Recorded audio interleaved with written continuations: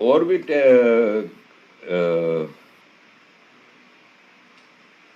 گلوان کے حوالے سے یہاں پہ میں بتا دوں چھوٹی سی چیز کہ بہت تیزی سے وہاں پہ کنسٹرکشن جاری ہے، اور یہی فرق ہے مودی جی میں اور نہرو جی میں، کہ نہرو جی نے سروے کرانے کی بھی کوشش کی تو وہ دیکھا کہ چائنیز اتنے وہ غصہ دکھا رہے ہیں، تو نہرو جی نے سروے تک نہیں کروائے۔ یہاں پہ کنسٹرکشن جاری ہے، کام بہت تیزی سے جاری ہیں، بھارتی سینا وہاں پہ بہت تیزی سے چیزیں ڈیولپ ہو رہی ہیں۔ وہ پل جو ناممکنات میں سے تھا وہ پل قائم ہو گیا، اور آگے بھی کہیں مطلب آئیڈیولوجیکل جیوگرافیکل باؤنڈریز میں کہیں چیز پہ کسی چیز پہ 1 انچ 1 میٹر کچھ بھی سرنڈر نہیں کیا، اور سٹینڈ لیا ہے ہر چیز پہ کہ جو ہم نے کرنا ہے کر لے، کوئی کسی کو اتنا بڑا ترہم خان نہیں کہ ہمیں روک سکے ہمارے علاقے میں ہم جو کر رہے ہیں۔ تو یہ ایک بڑی چیز ہے، کیونکہ چائنا نے بھی، جیسے میں نے پچھلی ویڈیو میں کہا تھا کہ آپ ایک پتا پھینک کے مارکیٹ دیکھتے ہیں کہ کیسی مارکیٹ کا کیا رنگ ہے، ری ایکشن کیا آتا ہے، جیسے جوا بھی جو جیسے کھیلتے ہیں تو ایک چھوٹا سا پتا پھینکتے ہیں، پھر چال چلتے ہیں کہ ہاں جی 10 کی چال اور 20 کی چال، پھر اسی سب سے آگے بڑھتے ہیں۔ تو چائنا نے بھی یہ گلوان والا جو کام کیا تھا وہ ایک پتا پھینکا تھا just to check the temperature, اور اس کے بعد جو دنیا کا بھی ری ایکشن جو آیا ہے، دیکھیں چائنا کے اسکرو تو ٹائٹ ہونے ہیں، پومپیو صاحب بار بار کہہ رہے ہیں کہ ذرا معاملہ سیٹ ہو جائیں، تو چائنا کو پوچھنا تو ہے کہ بھائی یہ سب کیسے ہوا، کیا ہوا۔ دوسرا چیز یہ ہے کہ میں کئی ویڈیوز میں چائنا کی جو پروڈکشن ہاؤسز بند ہو رہے ہیں اور جو معاملات ہیں ان کے، وہ اکانومک ڈیولپمنٹ کے حوالے سے بڑے پیچھے جا رہے ہیں، بڑے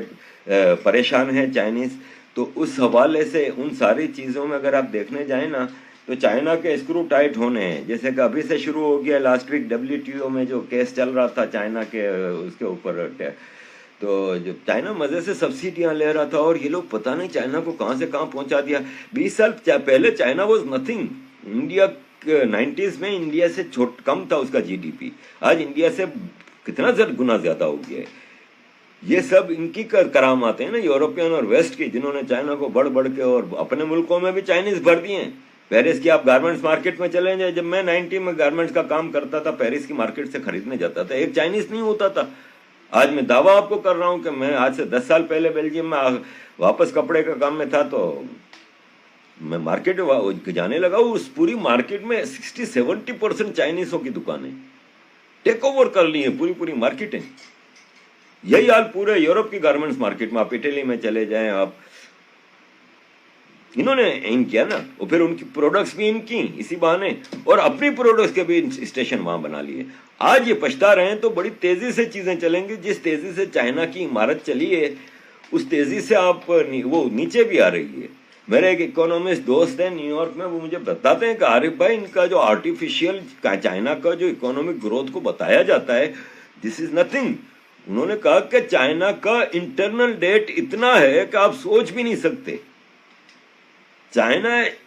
کو اگر تھوڑا انٹرنیشنل کمیونٹی کوپریٹ کرے ایک دوسرے کے ساتھ تو چائنا کا تو بھم کر کے نیچے آ سکتی ہے عمارت۔ پھر اس کا ہیومن رائٹس ریکارڈ آپ دیکھیں، اوگر مسلمانوں کے ساتھ جو ہو رہا ہے جینوسائیڈ، اور شرم کی بات یہ ہے کہ UN کے یہ لیٹر لکھا ہے کنٹریز نے، سعودی عرب، پاکستان، کہ چائنا جو کر رہا ہے اوگر مسلمانوں کے ساتھ وہ بہت ضروری ہے، کیونکہ ان کو چائنا ریفارم کر رہا ہے۔ ہمارے ہاں ریفارم کیا ہوتی ہیں چیزیں پاکستان میں، یہ آپ کو اچھی طرح پتہ ہے۔ بلاسفیمی لوگ اور اسٹرانگ کیا جاتا ہے۔ پہلے تھا کہ حضرت محمد صلی اللہ علیہ وآلہ وسلم پڑھنا ضروری ہے، اب اسمبلی میں بل پیش ہوئی ہے کہ جہاں آپ محمد نام لیتے ہیں وہاں پہ صلی اللہ علیہ وآلہ وسلم پڑھنا اور خاتم النبیین پڑھنا۔ یہ وہ بدبخت قوم ہے جس کو بھروسہ ہی نہیں ہے اپنے آپ پہ بھی۔ میں مانتا ہوں نا کہ ہاں بھائی وہ آخری نبی ہیں، مجھے ہر 2 منٹ بعد یہ بولنے کی کیا ضرورت ہے؟ اور سب سے بڑی بات، جب میں مانتا ہوں کہ اللہ، قرآن میں ہے کہ اللہ یہاں بیٹھا ہوا ہے، آپ کی شہرک کے قریب ہے، تو جب اللہ جانتا ہے کہ میرے اندر کیا ہے کہ میں اس نبی کو آخری نبی صلی اللہ علیہ وسلم مانتا ہوں، تو پھر مجھے ہر 2 منٹ بعد سرکار کو کیوں یہ گارنٹی دینی ہے؟ لیکن یہ بنانا ریپبلک میں ہوتا ہے۔